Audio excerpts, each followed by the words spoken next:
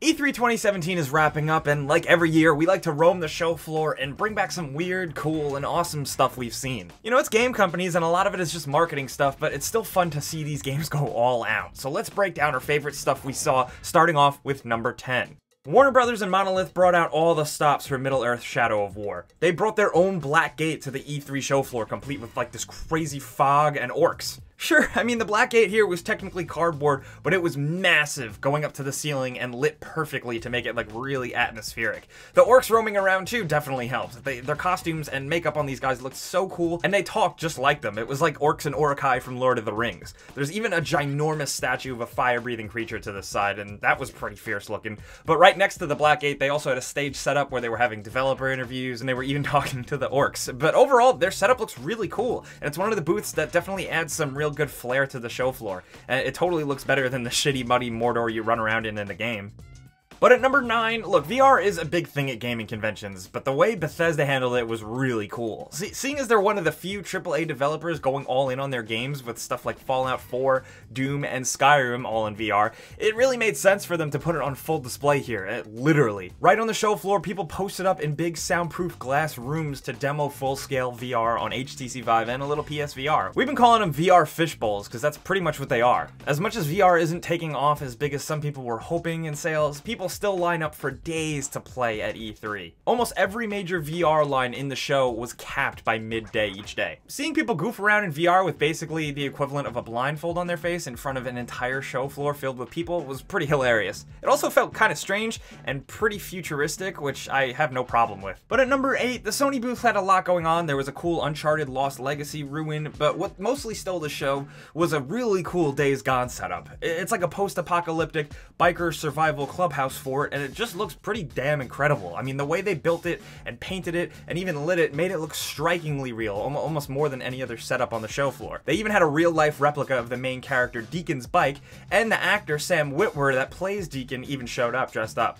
But at number 7, Sega's booth setup for Yakuza 6 was honestly kind of magical. If you were lucky enough to play the game demo there, you walk through a Tenkaichi gate and you go through a recreation of a Japanese city street in like a party, karaoke, arcade part of town that looks and feels kind of like Kamurocho. It felt not only like a really cool representation of Yakuza stuff, but also a love letter to the classic Sega vibes, which is really nice. Sometimes we get a little sick of just Sonic World, and it was just nice to see Sega rock one of their other and really awesome franchises. But at number 6 for us, Bethesda earned a second mention with Papa Joe's All-American Diner. Bethesda built a full 1970s alternate history diner right on the show floor. You might recognize this diner from the Wolfenstein 2 trailer with some Nazi killing going on. It looks a bit different here, but it was still a ton of fun. The diner was riddled with Easter eggs and cool imagery that Bethesda is really pretty good at with these things. You can grab food in there, sit in an old-style booth, and look upon Nazi propaganda posters and listen to these dirty old jukeboxes filled with old music. It was a cool, twisted time warp. And then they also had a replica of BJ's jacket from the new game. I would totally wear it. I don't think I could pull it off though. But at number 5, smack dab in the middle of one of the halls is a big throne room for a gigantic Ultron Sigma sitting in a huge regal chair. This is the big enemy from the new Marvel vs. Capcom Infinite. He looks more Ultron than Sigma, and I'm okay with that as a Marvel fan first. He's kind of just sitting there, doing his thing, looking imposing. But I don't know, as a fan of Ultron, it was really cool, and it was one of my favorite things there. You could even sit in his lap and take a photo, but you had to wait online for like a year. And at number 4, Capcom had this giant monster bursting through a wall for the new Monster Hunter World. It's a big, semi-realistic fantasy dinosaur. I mean, look at this thing. I don't really have anything else to say other than that it's incredible craftsmanship. And I know there's an age limit on who exactly can get into E3, but I hope this thing scared the shit out of some kids. But at number 3, we caught something really special. You know, the Crash Bandicoot collection, the Insane Trilogy, is being repped right in the entrance hall by a scuzzy dude in a corny old Crash Bandicoot mascot outfit. This is from the old days of Crash Bandicoot, where the game was advertised with pretty hilarious TV commercials with like a guy dressed up as Crash in the real world with a megaphone just talking shit. Well, here at E3, it's like old as new again with the same snarky Crash goofing around and cracking jokes in a mascot outfit. The best part though, and apologies for the low quality footage I did get from my phone, but at one point, Sonic the Hedgehog showed up and they had a dance battle. There was a huge crowd. I couldn't really tell who won, but they ended up shaking hands as gentlemen. And look, dude, if Sonic and Crash can get along, so can we.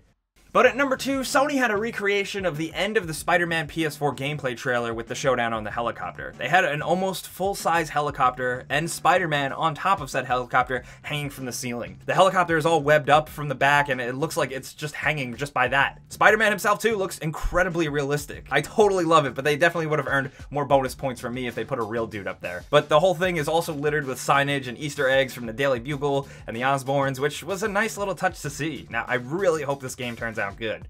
But at number 1, Nintendo definitely has one of the best booth presences at E3 last year with an entire recreation of Hyrule for Breath of the Wild. This year, when you walk into their booth, you're actually walking into a real-life New Donk City from Super Mario Odyssey. There's a statue of Mario right in the front to greet you, and then there's all these other things lying around that Mario has actually captured with his hat. There's bullet bills flying around, but I think my favorite one was the tank, like Mario turned into a tank. It's basically a tank with a Mario hat and a mustache. It's weird. But you can also get your picture taken with the guy who voices Mario. Charles Martinet was just hanging around, and there was lines and lines of people to meet him, and it was really cool to see him unflinchingly meet and take a picture with every single person 3 days in a row non-stop. He just looked so into being there, and it was really cool to see. There were also Nintendo Switches galore where you could walk up and play Super Mario Odyssey, ARMS, FIFA, Splatoon 2, and in a move that was not very Nintendo-like but still really awesome, at the back of the booth they had big screens set up and a stage where they held ARMS tournaments, and it was actually pretty damn exciting. But those are some of the coolest, craziest, and weirdest things we saw at E3 2017.